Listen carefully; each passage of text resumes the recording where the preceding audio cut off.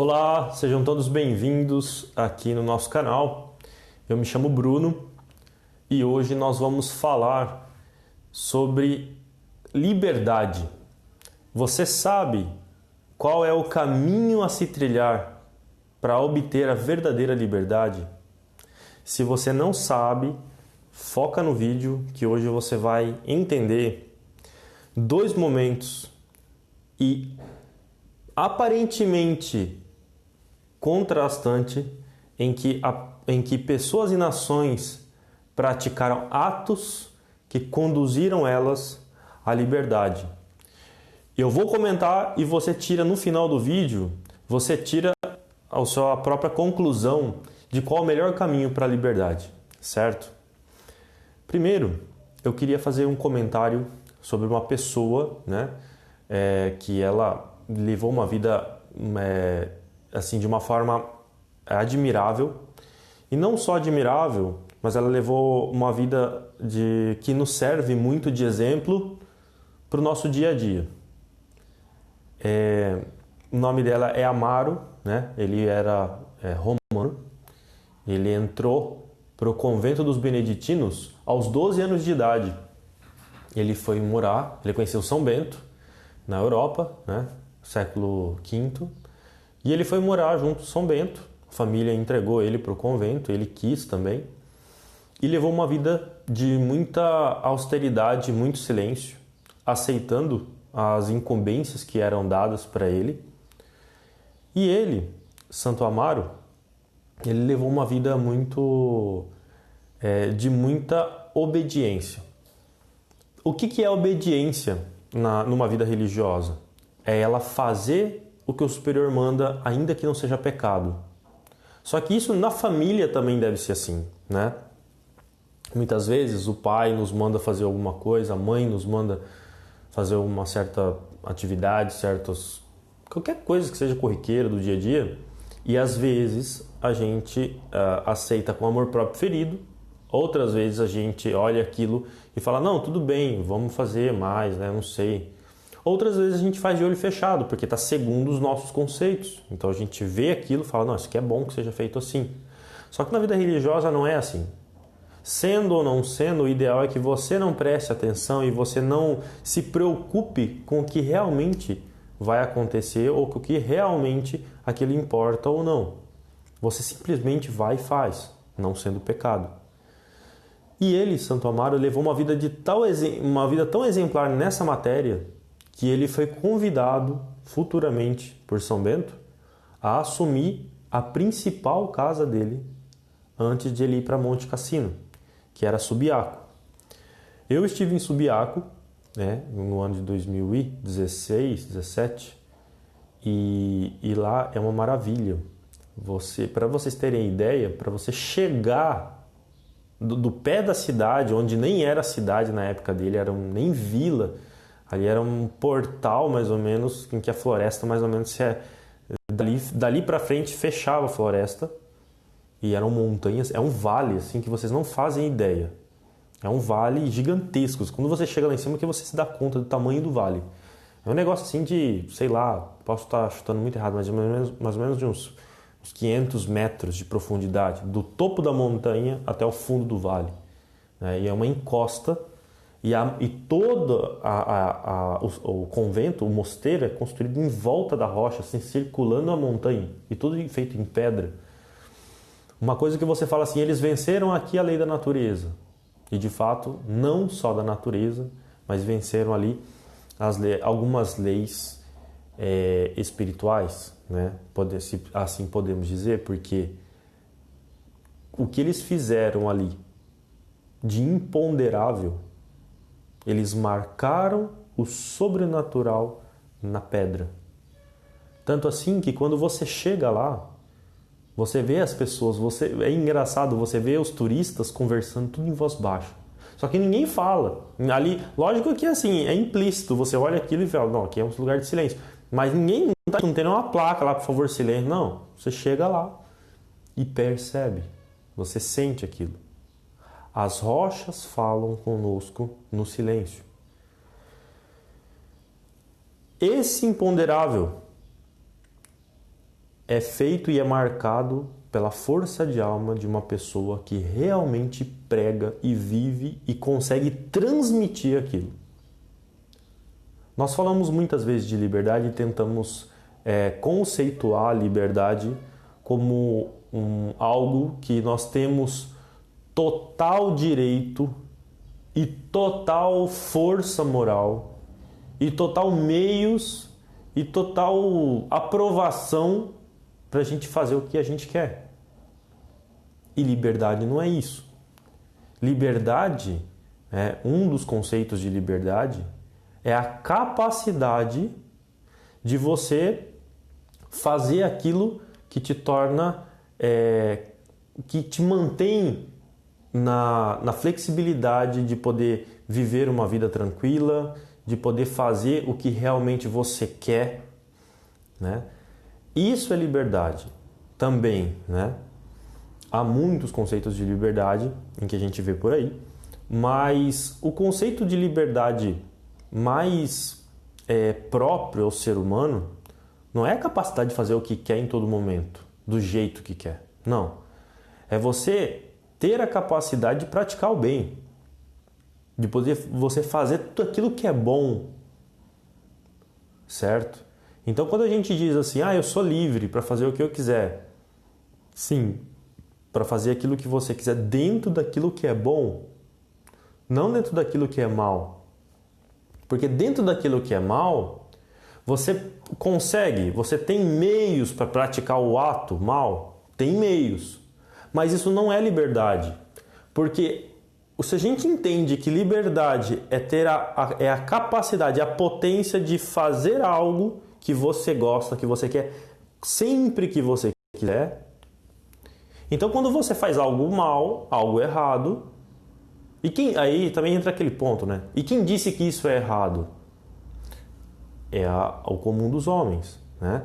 A sociedade, ela de si, ela tem uma lei natural. Há uma lei natural pela qual as pessoas sabem. Eu não recebi a vida de você, então você não pode me tirar a vida. Então eu tenho direito à vida, eu tenho liberdade de viver. Então ninguém pode tirar a minha vida. Assim também, como meu pai me gerou, minha mãe me gerou, mas se não fosse algo além da natureza humana, porque não depende deles, eles não escolhem a quem eles vão dar a vida. Então, se eles não têm a capacidade de eles darem a vida, no sentido de... Porque, por exemplo, há casos em que a mulher é fecundada, mas não tem vida. Acontece. Tem um nome, inclusive, específico para esse tipo de concepção, né?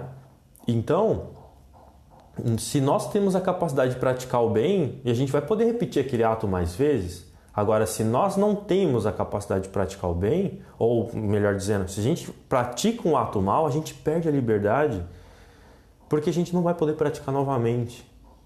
Então, se você acha que você é livre para praticar um ato que diante da lei natural não é bom, então você não está sendo livre verdadeiramente, porque você está cometendo um ato que depois você perde toda a liberdade. Então, no fundo, a gente pode dizer que o ato de se entregar, de cometer um ato assim, você está se entregando ali, você está se entregando a uma escravidão. E isso é perder a liberdade. Agora, olha que interessante, no Evangelho Jesus fala assim, meu fardo é leve e o meu jugo é suave. Então quer dizer, ele tem um jugo, Deus tem um jugo, Deus tem um fardo, sim. Mas a gente pode parar para pensar, mas espera aí, então quer dizer que até com Deus a gente tem um fardo para carregar, tem um jugo ali, há uma certa relação de escravidão até com Deus? Sim, até com Deus há um ato de escravidão. Por quê? Porque nós dependemos, nós somos contingentes desse ser maravilhoso que é Deus, que é nosso Criador. E Ele sim tem o direito de tirar a vida e de dar a vida, porque Ele é Criador, Ele é onipotente. Entendeu? Agora, outro fato que eu queria comentar, que eu falei que ao final do vídeo eu ia deixar esse comentário. Hoje se celebra, se comemora o ato, o início de uma guerra nos Estados Unidos, ao qual houve, através dessa guerra, Foi um ato de revolta contra a Inglaterra e eles conquistaram a liberdade, a independência. A gente vai analisar a história dessa guerra e foi fruto do quê? Foi fruto de que eles viviam sob um regime, né? Os ingleses dominavam os Estados Unidos, eram os colonizadores, só que os colonizados deviam pagar tributos. Por quê? Porque a Inglaterra tinha toda a força bélica e mantinha toda a administração do país e fazia todas as promoções ali e promoviam as coisas ali. Só que eles começaram a cobrar foge a palavra, impostos. Eles começaram a cobrar impostos de uma forma absurda, a ponto de eles se revoltarem. Falaram, não, peraí, nós não temos liberdade e ao mesmo tempo devemos algo de uma escravidão hostil a vocês. Porque a gente, quando fala sobre escravidão, nós temos uma noção de algo inteiramente com uma subjugação, o fato de ser subjugado de uma forma ostensiva e maltratado, enfim. Mas havia muitos escravos que não queriam perder a posição de escravidão, porque para eles eram muito mais bem tratados do que, às vezes, pessoas que não tinham esse vínculo com algumas pessoas, com alguns reis ou com alguns senhores. Porque, imagina só, você sabe que é uma pessoa que você vai conviver com você, você sabe que é uma pessoa que vai te tratar, que vai cuidar dos seus negócios, que vai cuidar do seu campo, do seu gado. Você vai tratar mal? Não tem porquê, não tem razão de ser, né? Sobretudo no Brasil, nós vemos a coisa sempre pelo lado muito vitimista e nem sempre é assim, né? Então, por exemplo, depois da Lei Áurea, muitos escravos não foram embora, continuaram com seus senhores, remunerado, mas continuaram com seus senhores, entendeu? Então, o que eu quero deixar essa reflexão é que a liberdade, você conquista a liberdade, mas não é através de simplesmente ter uma autonomia de fazer o que você quer. Isso não é ser livre. E você não conquista a sua liberdade sem realmente você saber o caminho da liberdade, né? Você tem que saber o passo a passo, você tem que saber quem é você. Porque, por exemplo, você não sabe muitas vezes para que você foi chamado e você se entrega diante de uma situação, diante de uma circunstância a qual você pode perder sua liberdade. Por exemplo, você não tem um dom para X profissão e você se coloca ali. Aquilo te rouba de tal forma a liberdade, de tal forma te rouba o tempo, te rouba a atenção, te rouba o ânimo, que você acaba ficando ali subjugado diante daquela situação. E isso, você perdeu a liberdade aí, nesse caso. Diferente de outros trabalhos, de outras situações, a qual você consegue fazer aquilo, ou ainda que você não tenha dom, mas você consegue transformar em si, criar uma força, uma potência para a qual você consegue ali transformar aquilo que te escravizaria em um momento de prática e aceitação do sofrimento. E logo em seguida você consegue abstrair-se totalmente daquela situação. Porque muitas vezes nós trabalhamos, fazemos coisas que não é gostoso, que não é saudável, assim por assim dizer, para nós do dia a dia. Não é gostoso fazer aquilo daquela maneira, mas que é necessário. Ninguém gosta, por exemplo, de carpir quintal. Ninguém gosta, pelo menos a grande maioria, né? Não gosta, por exemplo, de ter que ficar lavando louça. Não gosta, por exemplo, de ter que trabalhar num órgão público às vezes. Outros não gostam, por exemplo, de advogar. Eu conheço advogados que não gostam de advogar. Eu conheço médicos que, inclusive, médicos que não gostam da profissão a qual se formaram. Erraram muitas vezes de profissão. E, nossa, a gente pode... Não vai faltar gente aqui para a gente enumerar de profissões. Desde médico até uma profissão mais modesta, como como lixeiro, como gari, ou como um marceneiro, um padeiro, né? Então a gente vê pessoas de alto escalão no nível profissional, como pessoas de uma profissão mais modesta, menos favorecida, que se encontraram. Eu conheço, por exemplo, uma senhora no interior de São Paulo que ela cata lixo, ela cata plástico, E ela ganha muito bem. E ela é feliz, inclusive, que ela faz. Porque o dinheiro que ela ganha, uma parte ela vive, outra parte ela cria ainda um projeto social. Ela cuida de um projeto social. Então isso é fruto, essa liberdade que eles encontraram, é fruto de conhecer-se, porque você sabe se posicionar e sabe ali andar, sabe se conduzir, se portar diante daquela situação. Você não perde a capacidade de praticar atos bons. Então, no fundo, a gente pode tirar essa lição. Liberdade para nós é ter a capacidade de sempre promover atos bons, sempre praticar atos bons, né? Santo Amaro, ele foi uma pessoa tão assim humilde, tão austera e tão obediente que em certas circunstâncias São Bento falou para ele que ele via um menino se afogando e ele, Santo Amaro, saiu correndo e foi em direção ao lago, onde provavelmente a pessoa estava se afogando, e ele chegou lá e tirou o menino. Quando ele foi ver, ele buscou o menino e andou sobre as águas. Foi um milagre. Mas fruto o quê? Fruto de uma obediência. Ele, nessa circunstância, ele estava ali fazendo o quê? Um ato de liberdade também. Por quê? Porque ele podia repetir aquilo de uma forma, não sendo pecado, ele podia repetir aquele ato de obediência e Deus, ele promove os milagres na nossa vida em função, não é simplesmente de resolver um problema que nós temos, não. Deus, ele faz os milagres na nossa vida em função da nossa fé e em função da nossa salvação. Deus não pode dar algo para quem não vê, para quem não acredita, porque seria um presente que ficaria colocado escondido. Então Deus tem que fazer um milagre para quem tem fé. Fé tem que ser exercitada.